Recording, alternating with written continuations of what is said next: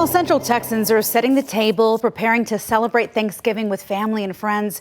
It's a holiday one East Austin family would rather forget. Unfortunately, they're not able to.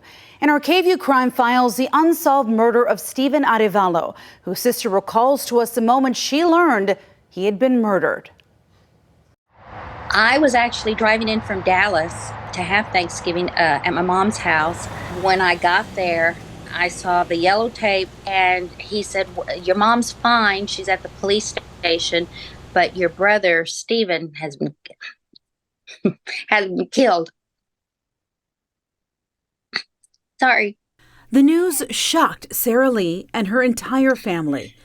I haven't thought about that particular instance for 28 years. But yeah, that's how I was told.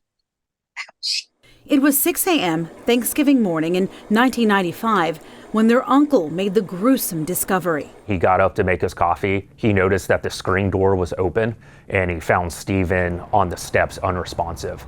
So it appeared that Stephen was trying to get inside the house. Someone stabbed 30-year-old Stephen Arevalo, the father of 2 young girls, repeatedly.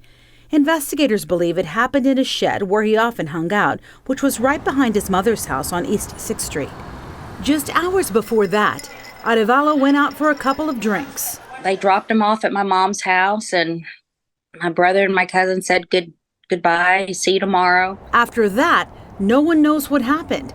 Police say at 2 o'clock in the morning, caller ID showed Stephen had tried to contact his estranged wife. She didn't pick up. 2 hours later, at 4 a.m., a relative inside the house saw a light on in the shed and a black truck in the alley.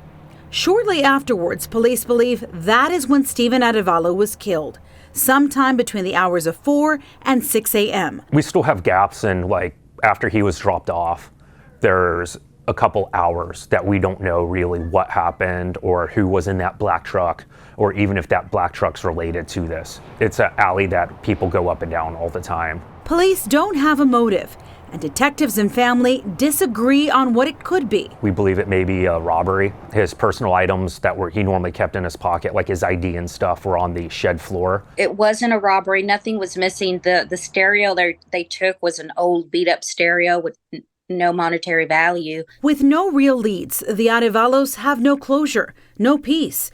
The family no longer gets together to celebrate Thanksgiving. But every year, a cousin brings mom a plate for dinner. She very rarely eats it, but yeah, it's a tough holiday. We know someone knows something. We just need that person to get a conscience, get a conscience and say something. Put yourself in our shoes. How would you feel all these years? And just 5 months ago, Stephen's father died, and shortly before he passed, when he was in hospice, he had a relative contact investigators one last time to see if there were any new leads in the case. He was told no. Shortly afterwards, he died, never knowing who was responsible for the death of his son. If you or anyone you know has information on what happened to Stephen Arevalo, call Crime Stoppers at the number on your screen here. It's 512-472-8477. That's tips. You can remain anonymous. A reward of up to $1,000 may be available for information leading to an arrest. If someone has a conscience, they just got to listen to it. Say something.